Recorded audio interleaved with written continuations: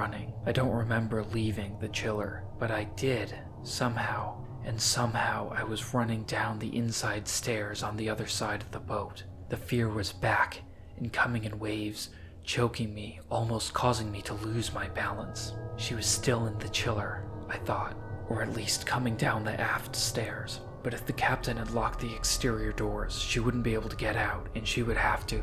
It was stupid, ridiculous. Trying to logic my way out of this, trying to imagine that she was restricted to the same physics that kept the human race sane. I almost careered into the wall before realizing I had made it to the first deck. I plunged into the dining room and saw Hope, untouched, still sitting at one of the tables. "Run," I cried. "What?" Her eyes were wide as she stumbled to her feet. "It," was all I managed. I skidded to a stop. What could I say? How could I explain this to her? Why hadn't I told her the truth? "We have to get out," I choked. I could feel her, 1 or 2 decks above us, stalking us like a cat playing with its much weaker prey. I grabbed Hope by the arm and slammed into the door, but it didn't move. Shit, someone had locked it, not the captain. "Come on," I said, and led her towards the bow.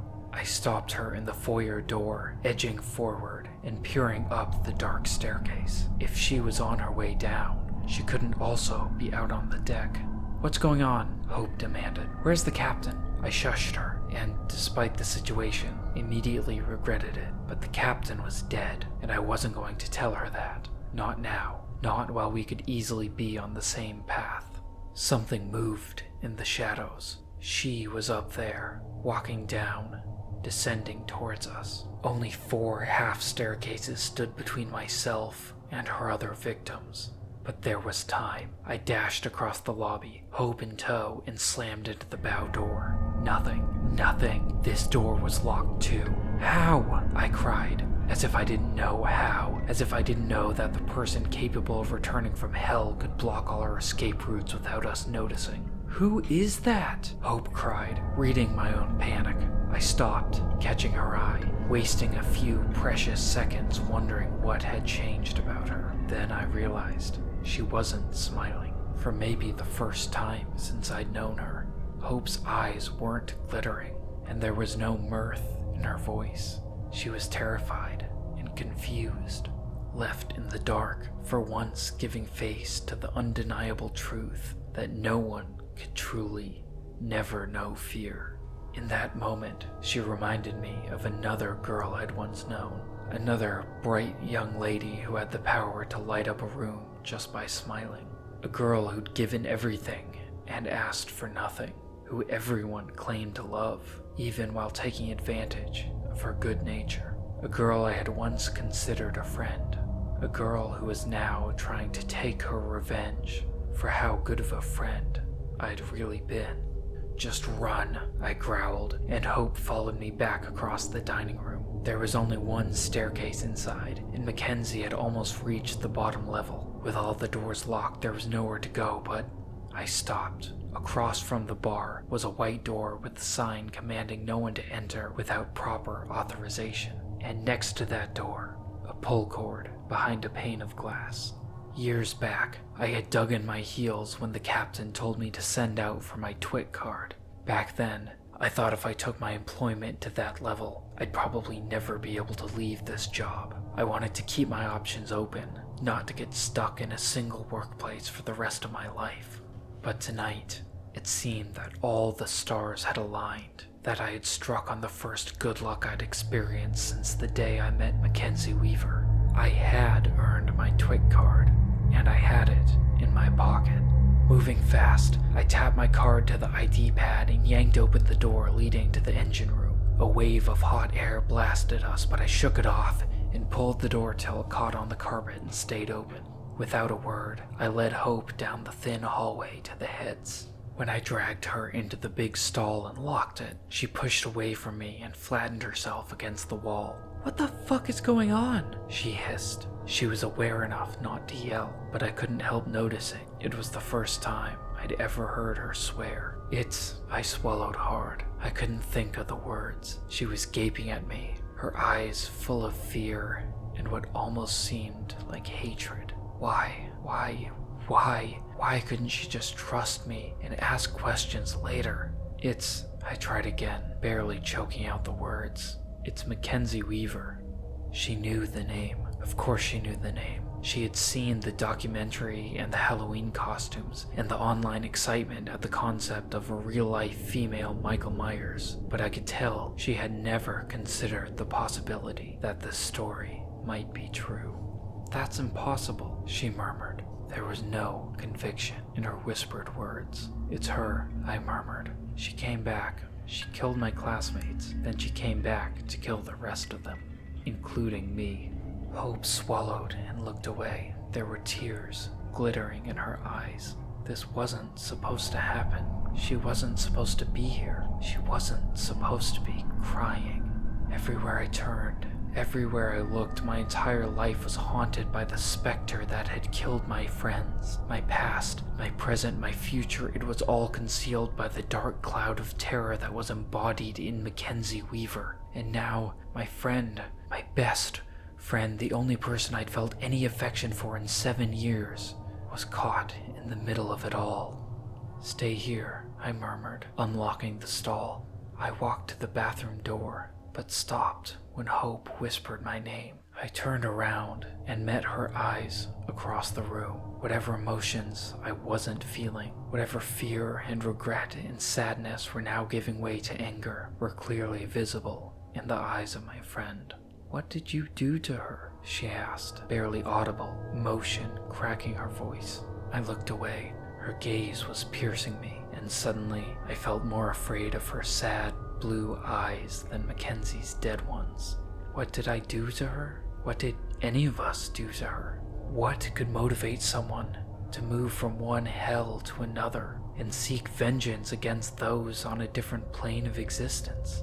No more than everyone else, I murmured, slipping out of the head. The door to the engine room was still propped open when I stepped inside. Even with the engines cooling off, it was over 100 degrees down below, and the cold sweat turned hot on my face. I stepped onto the metal catwalk and peered over the railing, down into the area near the engines where we kept all the boat's tools, ranging from hammers and wrenches to welding equipment. I took a deep breath, the hot air burning my throat, and called her name. Mackenzie Weaver appeared at the foot of the stairs, looking up at me, her cutlass dripping the blood of my captain onto the engine room's grimy deck. She made no move to climb the stairs, and as I looked down at her, I felt the most insanely hilarious urge to apologize. Maybe I should say I was sorry. I thought maybe she would just leave. Maybe she would forgive me, like she forgave Johnny Trevor and Eddie Majors and Kimberly White. Or maybe I could fight back, grab a knife from the kitchen and cut off her other hand. Then she lunged for the stairs, and any thought of fighting back disappeared. I shot back into the cool air of the dining room and slammed the door behind me, not pausing for breath before I drove a fist through the protective glass case and yanked the cord beneath. The alarm picked up almost immediately, a miniature air raid siren, warning everyone in the engine room that they had 30 seconds before instant death caught up with them. Hope appeared out of the heads, and something slammed into the door from inside. I pushed against Mackenzie, gritting my teeth and digging my feet into the carpet, counting out 30 seconds that seemed to grow longer as they went on, until finally it was over. The alarm grew softer, and the door stood still. I met Hope's eyes, and knew that she had changed. Mackenzie was inside her. The terror and suspicion had made her see me as something similar to the undead killer, something ethereal, something inhuman that couldn't be understood or reasoned with. "Where's the captain?" she murmured, and I didn't reply. She knew where the captain was. "Come with me," I said, nodding across the dining room. Hope shook her head. "I don't want to leave you down here," I said. "I'm not going anywhere," she replied. And I didn't miss the implication. She wasn't going anywhere with me. Not ever again. I swallowed and walked away. Mackenzie was laying on the catwalk, pumped full of poisonous gas. Unless someone was planning on showing up and doing another voodoo ritual or whatever had brought her back in the first place, I had ended the threat for good. So why didn't I feel anything resembling closure? Making my way up the stairs, I pushed through my residual fear and stepped into the chiller, where I retrieved the captain's keys. I tried to ignore his gaping eyes and bleeding mouth, but to reach in his pocket, I had to brush against the skin that was even now growing cold and stiff to the touch.